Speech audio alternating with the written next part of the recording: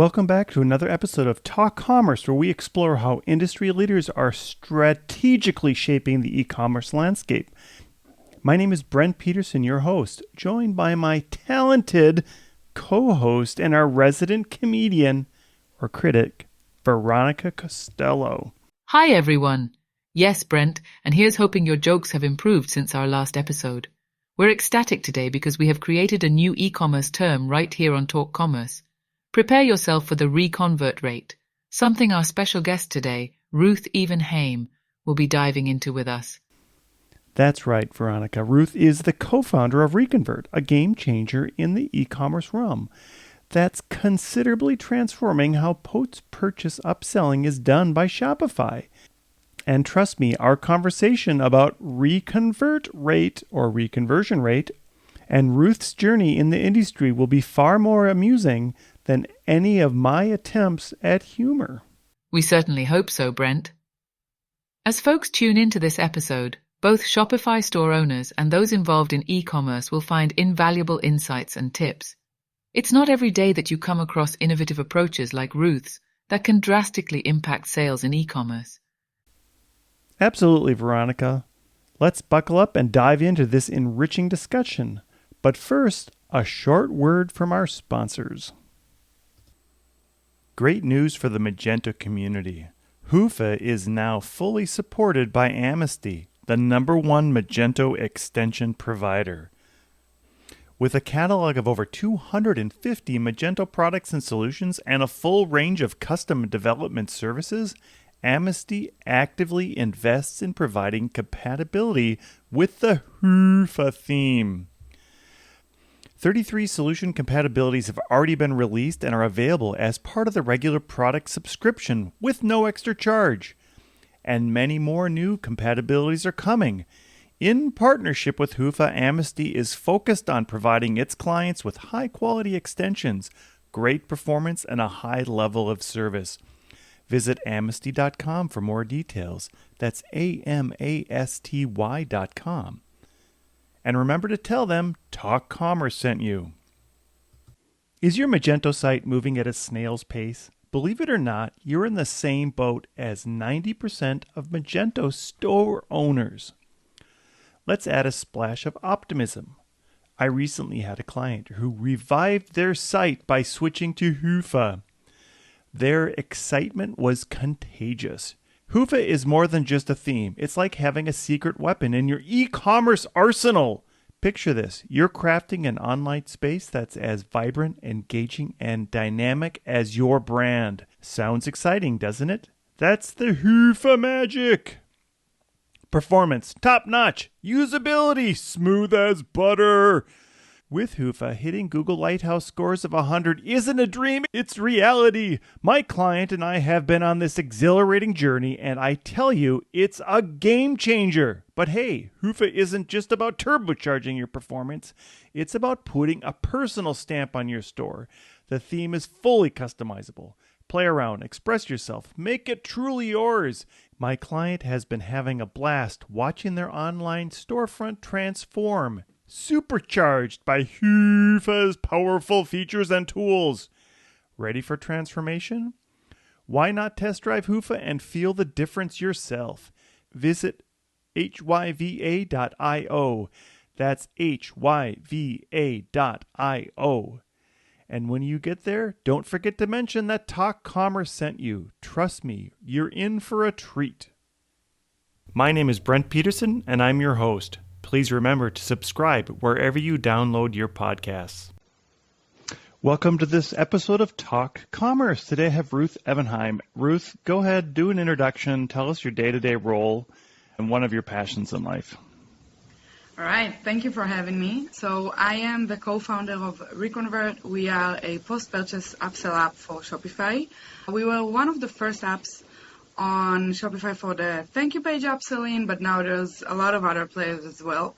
And my role in the company, honestly, as a co-founder, you do a little bit of everything. Officially, I am the COO, but I just do a little bit of everything. And one of my biggest passions in life is content and writing. So that's something that I also do a lot of in the company. I love doing that. has been a passion since I was a kid. That's awesome. We can talk about my new company is all about content and performance of content, but that's a side note. Let's keep the topic. Ruth, I know that you were very nice to agree to have me tell you a joke before we start our conversation. So all I'm going to do is I'm going to tell you a joke, and you should just tell me if that joke should be free or if you feel somebody should charge for that joke. Or if maybe later on we could figure out how can we re-promote that joke after the purchase. All right, here we go. At a job interview, I filled my glass of water until it overflowed. Nervous, said the interviewer. No, I always give 110%.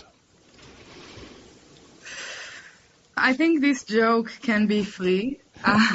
It's nice, but it didn't crack me up. I'm not on the floor laughing right now. Yeah, so, I'll be honest that 99% of my jokes leave everybody just bewildered. Let's talk about post-purchase promotions, and I know in our Greenhorn we talked about how that's a missed opportunity by most merchants. So tell us a little bit about why you started, what you're doing, and why it's such an important thing for any merchant. I founded Reconvert with my brother, and we started a company because we were both merchants. Like we both had Shopify stores, and one of the issues that we had was with upselling post-purchase. The thank you page on Shopify by default is very blank. There's not a lot in there. It's basically an exit door from your store, and as a merchant, you don't want that. If someone bought something, they're like a warm lead for the next purchase. You really want to capture this moment and see if you can get them to buy again. So that is something that we decided to focus on. We just didn't see a solution in the App Store that really got us all the solutions that we wanted. And I think that it's very simple when you ask why should merchants focus on that. If you look at Amazon, at eBay, all of these bigger platforms that really are professionals in e-commerce, you can see their thank you page. Even AliExpress or Shein or all of these other platforms that maybe sell cheaper products, their thank you page doesn't look like a thank you page. You keep scrolling, you see more products, it calls you back in. And it works. They do that because it works, because it gets customers back to buy again. And I really think that when you don't optimize post-purchase, it's a lost opportunity to get someone who already trusts you enough to buy again. Do you see that in the customer journey, that part of it is just forgotten by the merchant most of the time? People think about optimizing, getting people into the funnel. They have them in the funnel. Then they just see the bottom of the funnel and boom, it's done? Yeah, pretty much, yeah. And I can see why. You really, especially when you are getting started, you're focusing a lot on getting your first sales, on getting people when they are in the website to actually buy. And then thinking about growing your average order value or upselling or getting people to buy more is secondary to that. First, get them to buy something. And then maybe upsell them pre-purchase in the product page, in the cart, etc. Thinking about post-purchase is like you're too busy celebrating the success of, hey, I got a purchase, that's great. That you don't really manage to focus on actually using this traffic. The thank you page is a landing page, or any post-purchase page is another landing page in your website that you can use. Thinking about the thank you page, let me first ask, you said you were a merchant before. What sort of products did you sell, and how did you see those opportunities coming when you started doing that post-purchase promotions? So I ran two smaller Shopify stores, and they were both selling products locally.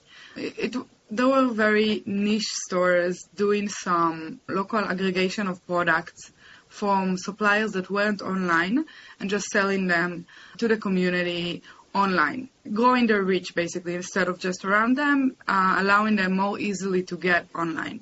And this business had a lot of issues. One of the main issues was profitability. Shipping was expensive. The products themselves were not cheap. And in order to make a profit, I had to increase the price of the product, and then conversion rate goes down. So it's really this game that I think everyone in e-commerce knows pretty well of how much can I stretch the product price before people stop buying. And one of the solutions was, okay, instead of increasing the product price so much, let's just increase how many products are in each order, because then for shipping I don't pay much more and I can actually increase my profitability. So that was something that we tried a lot. I played with it a lot, trying to figure out how to get people to add more products to the order. And I think there are a lot of ways to do that. There are a lot of tactics. You can upsell pre-purchase as well.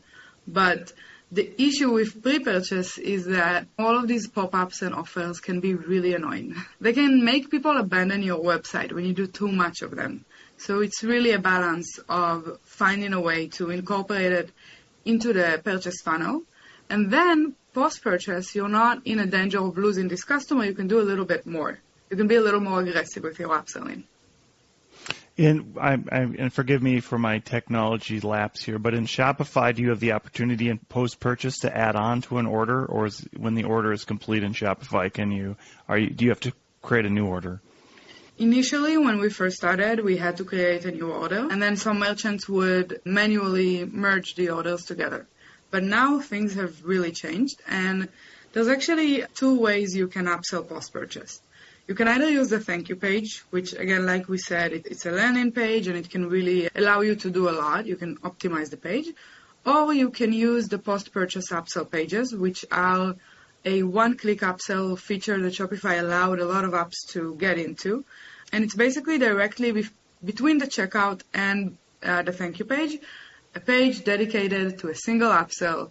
With one click, you add it to the order. You don't even have to re-enter payment details because they just charge the customer from the credit card that they just used for the order. So you can really build a full funnel that adds more than one product to the existing order. Or create a new order. It's really up to the merchant. Some of them prefer to do it that way. So so essentially Shopify have given you an opportunity to add an extra step between the thank you page, but then on the thank you page you also offer them more opportunities to buy something more or even to buy something more in the future? Yeah, I think when we talk about the future, the Shopify thank you page is also the order status page. And I don't know what it's like in other e-commerce platforms, but on Shopify, when they send the automatic shipping updates to the customers, they send them a link to the thank you page to track their order. And what we have seen is that people go back to the thank you page about 1.5 times per order by average. So you really get a lot of views there, and you can use it to not only upsell them directly after their order, but maybe a week later when they come to check in where their order is at. Has it been shipped yet? They can also get a discount and buy something else.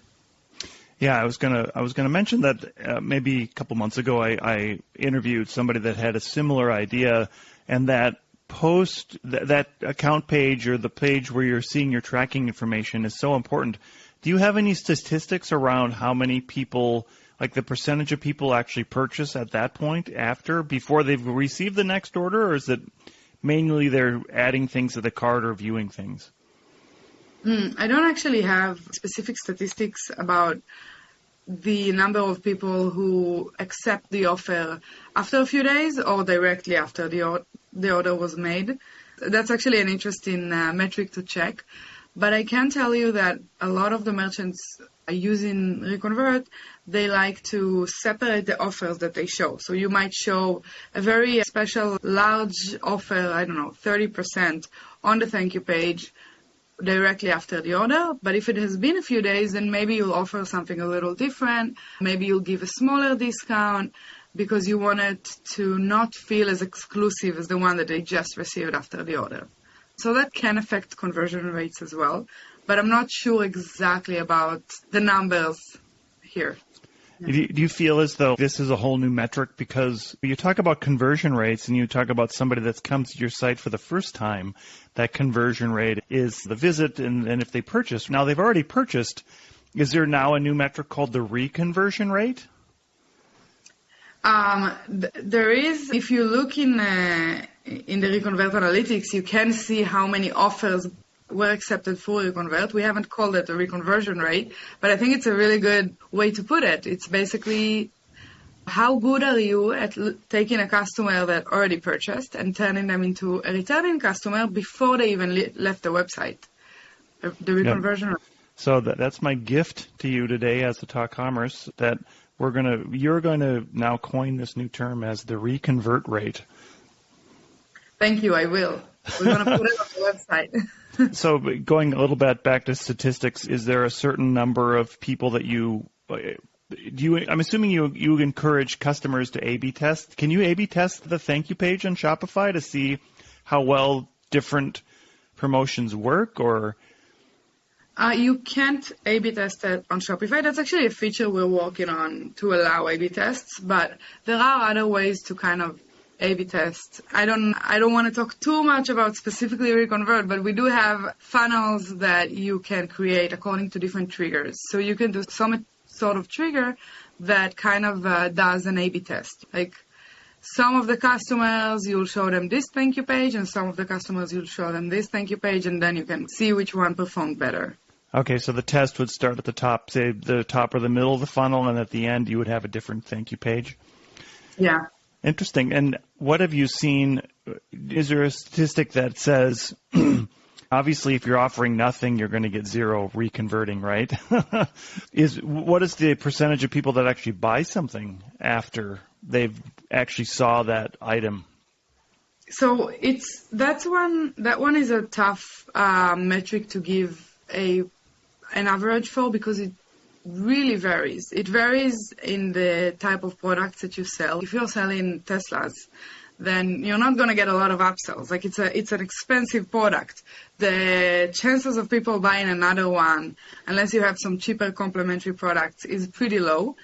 But if you're selling makeup and you can upsell maybe cheaper products that are related to that, then you'll get a much better conversion rate. What we have seen is that the conversion rate for post-purchase upsells moves anywhere between 1.5% to 15%. So it's a very large range, but usually the stores that have the lower conversion rate also have higher ticket items. So as far as the actual revenue that you get out of it, it usually increases the store revenue all the way to 15% more than they would have had without.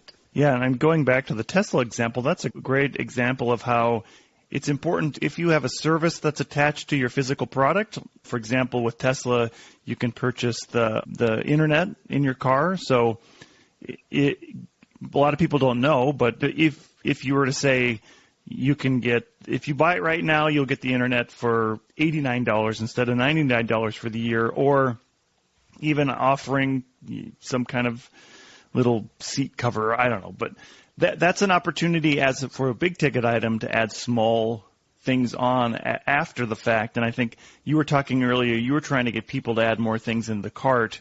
During that process, a lot of people don't think about all the different things they need for it. And do you see that thank you page as an opportunity to do a little bit of extra education on whatever they've purchased, and then offering them something that's going to enhance that experience? Definitely. The thank you page doesn't have to be a place where you only upsell people. I think it's actually a really good opportunity to start. If we look at customer retention and not just getting more revenue for a single order, your real goal is to get people to buy again and again. You want to turn them into fans of your brand, into repeating customers. And I think if you only focus on generating revenue directly from the thank you page, then you're missing out on the opportunity to actually connect with your customers, make them feel like you are here to provide value and not just take their money. And I really think that you could do a video or an FAQ section, even something like ask them for their birthday, and then later on their birthday, you can send them an email or an SMS with an offer specifically for that. These are like little ways that are not directly revenue generating that you can use to really strengthen your community, your relationship with your customers. And if the product is a complex one like a Tesla. You could do a video affirming their decision to buy something like that and explaining some of the coolest features that they should know about, things that they should do when they get their products, as well as add some upsells with an explanation, with some text that lets them know exactly what they can and can't do with the product. Could you just briefly talk about the touch point opportunities that merchants should absolutely be looking at, especially around a Shopify store? And I think we've already discussed most merchants don't take these opportunities all the way for that post-purchase funnel. And I like the fact that you can add something between the thank you page. But what are the other opportunities then post-purchase do the merchants have that what should they be looking at post-purchase? Yeah, I think when you look at any channel you use to communicate post-purchase with your customers, you have the emails that are like the tried and true version of communicating with your customers post-purchase. And then you have things like SMS, push notifications, DMs on Facebook or any other platform. There's a lot of ways to communicate with your customers. But I think finding a way to do that in a way that feels personal is super important. We have seen, for example, a really cool store that sells baby products. On the thank you page, they don't ask for your birthday, they asked for your child's birthday. And then when your kid's birthday comes in, they can send you a discount or a gift or say congratulations. And that's a really personal and cool way to communicate again and make the customer feel like this is more than just a transaction. There's something here that I can actually communicate with this brand back and forth and get them to buy again, of course. So I think any kind of opportunity that is unique to the customer, it can be an anniversary, it can be the specific holidays that this customer celebrates, and it can also be all the different shipping updates for an order. I think this is another missed opportunity. A lot of people don't optimize these emails, don't optimize the tracking page. A lot of touch points that have higher open rates than just a weekly newsletter, which is not always, like, we all get a lot of these. We all know we usually archive them or unsubscribe, but the transactional parts and the more personal parts are where you can really make a difference. Yeah, and I would guess that those transactional emails or even transactional SMS messages, the more you can encourage your client to come back and look at that page, that status page, the more opportunities you have to sell them something. Yeah, definitely. If you optimize this page correctly, then you can both upsell them and kind of create this peace of mind and a good experience for the next purchase. They know exactly what's going on. They're going to feel more confident buying again later. Tell us a little bit then about how can they find Reconvert and how that'll help, not help, but how they can get that going in their store. You can find Reconvert in the App Store, in the Shopify App Store. But like I said in the beginning, I do love content. We created a CRO ebook that we are giving away for free, and I would love it if people go ahead and check that out. You can find it in reconvert.io/CRO. It's just an ebook with, I think, 35 tactics to help merchants improve their conversion rate in their store. And it includes post-purchase, but not only. It's all the things that you need to do to really get there. That's great. If you were to have something like a nugget or some kind of great inspiration you could give a merchant going into this next quarter in 2023, what would that be? That's an interesting question. I think looking at the status of the world today, there's a lot of talk of recession and how it's going to get a little more difficult to buy things and it's going to get a little more difficult to run businesses. So I really think it's the little things that make a difference. If you have a running business that is already generating money and profits, sometimes it's not about finding new customers or finding new products. It's the small optimizations in your store and in your business, post-purchase, pre-purchase, in your ads, things that can move the needle in little ways that make the biggest differences. Yeah, and I guess, would you agree that, say, Reconvert, a lot of merchants will look at their bottom line to try to optimize and save money, but oftentimes they're missing that average order value, and they're not pushing people to get those in, and they really need to pay attention to, like you said, all the things that can move the needle in a small way. I know there's books out there by adding 1% to your bottom line or your top line can give you that much more profit and revenue. This would be a way that any merchant should be looking at to do that. And there's not a downside to this at all. Is there? No, I don't think there is. I really think, again, like I said, anything that you do post-purchase is extra. You really lower the risk of anything that you wanted to do maybe pre-purchase. And I think looking at your existing traffic and at your existing business and tweaking the things here and there that can really just generate more revenue is the way to go. It's the easiest way to go, basically. Yeah, and I would argue that having a page that says thank you for your order number is 12345, is less appealing than thank you for your order. By the way, here's some nice, colorful pictures of other items you could potentially buy, right? In every way, it makes the experience better for the purchaser. Yeah. Anyways, so, also, go ahead. No, this scroll action that we all love, like whenever I buy something and I get to a thank you page and I can scroll for more products, I do it. I just do it because even if I'm not planning to buy anything, I love the experience and I add more things to the cart for my next order and it just works. We just enjoy it. It's addicting. Yeah, and I think video, too, is going to be the next whatever is coming out, maybe live video, but just that post-purchase video from the founder saying, hey, thanks for your purchase. Here's a little bit about me, or giving them an opportunity to learn a little bit more about the product. And you had also mentioned community earlier, making that community around that product. And I did have an interview where they talked about the difference between Amazon and the small merchant is Amazon is just this dry thing that nobody cares about the community, right?